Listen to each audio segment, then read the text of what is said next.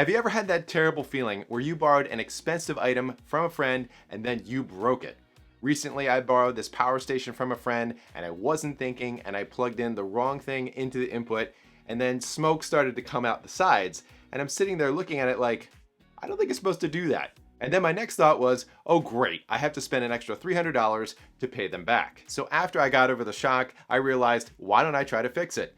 And that's what we're gonna do. Now, I've never worked on one of these before, so let's see if we can fix it. So one of the bright sides here is that it's not completely broken. The AC ports still work and the DC ports still work, and I'm able to charge it through the USB-C right here. But what I did wrong was that I plugged in this port right here, the main charging port, in reverse polarity. So what this means is on this connector, this side should be negative and the inside should be positive, and I had it reversed. So to take it apart, the first thing I'm gonna do is get this sticker off on the bottom. You can see I already started to peel it off, but I need to warm it up as well as warm up these pads. And they usually hide screws underneath these pads. Now let's take off the perimeter screws on the outside. Next, I have to take off these side screws here. These are not Phillips head, these are T10s. So I got all the screws out that I could find, and so my guess is the next thing I have to do is pop off this plastic cover. That's one way to get it off. Now with all the screws out, we can take the cover off. It should just come apart. So far I can't see the damage. It's all the way up in the front there, so we got to pull all of this out. There's some screws holding in this battery pack here. So there's a screw right here, and my screwdriver is metal. I want to be careful that I don't accidentally short anything out here on this board. This is the battery management system for the battery. And so what I'm going to do is I'm going to put a piece of paper in there as an insulator.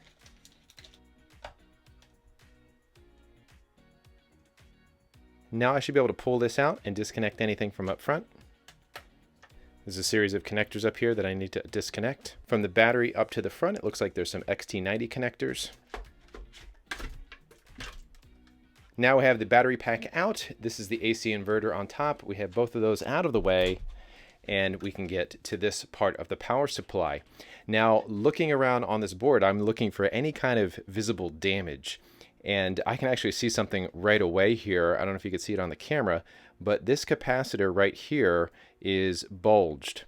And that's right near where this part is, where I had plugged it in.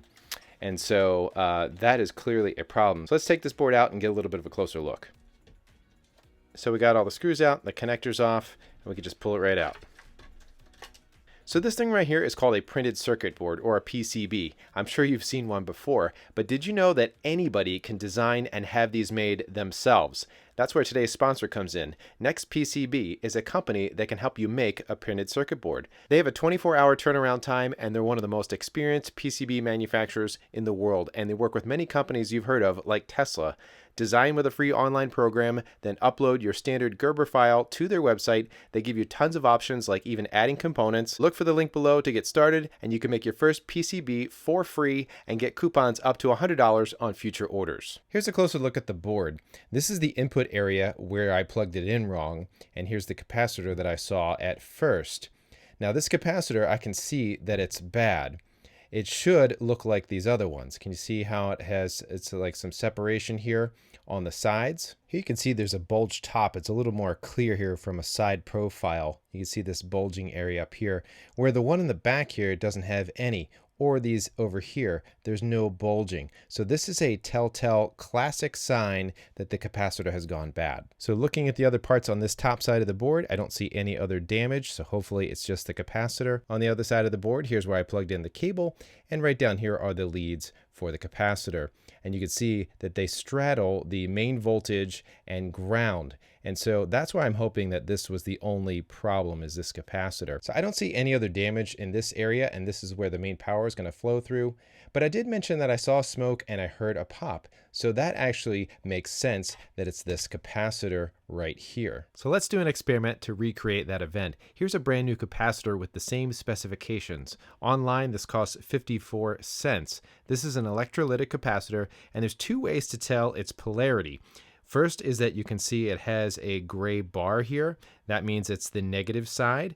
And the other way you can tell is that the lead, when you buy it new, is shorter than this side. And this also tells you that this side is negative. So to recreate the same scenario, I have my solar panel connected in reverse, and you can see it's measuring negative 28 volts this way. And when I make the connection, the result is instantaneous. Not only does the whole thing swell up and the top burst open, there was way more smoke than I expected. And here's what it looks like before and after the reverse polarity. You can see it's even thicker and the top is all puffed up compared to the original. So the first step is to remove the bad capacitor. I'm starting out by adding flux and some fresh solder to the leads. And I'm trying a new technique here than what I might normally do to replace a capacitor. I'm using my hot tweezers to remove and put in the new capacitor because normally I would just pull out one leg at a time, but the benefit of hot tweezers is that you basically have two hot irons going at the same time. So you might be wondering, how did I know which replacement capacitor to get?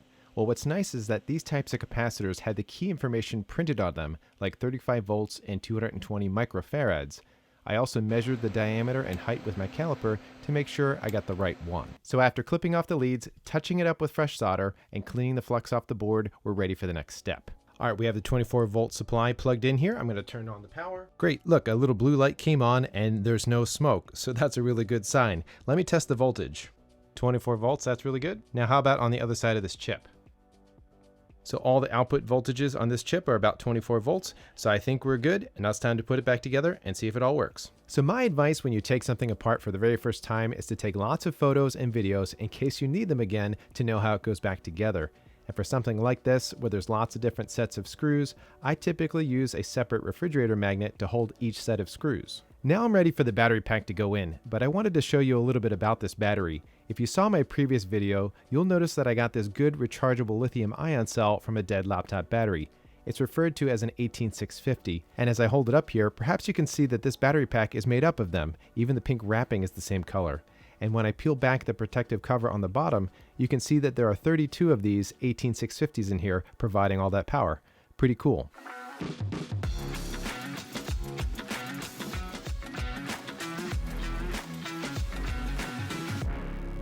Okay, I've got the main case together here. I still have to put the sides and the bottom screws in, but I think it's time to test it. I plugged in the power supply over here, and so let's plug in the 24 volt power supply, and hopefully we won't see any smoke. Okay, the screen lit up, and hey, no smoke, and look that it's inputting wattage. It says 77 watts. So that is what we wanted to see. And this looks like it's working just fine. I already know that these output ports work, and so the input is what we mainly wanted to test. So this is great. Instead of having to spend $300 on a new power station, I was able to fix it with a 54-cent capacitor. And ironically enough, one of my first YouTube videos was fixing a TV with a 54-cent transistor. Now, if you're interested in watching that video, or maybe you want to watch it again if you've seen it, I'll put it right up here, and I hope you have a great day.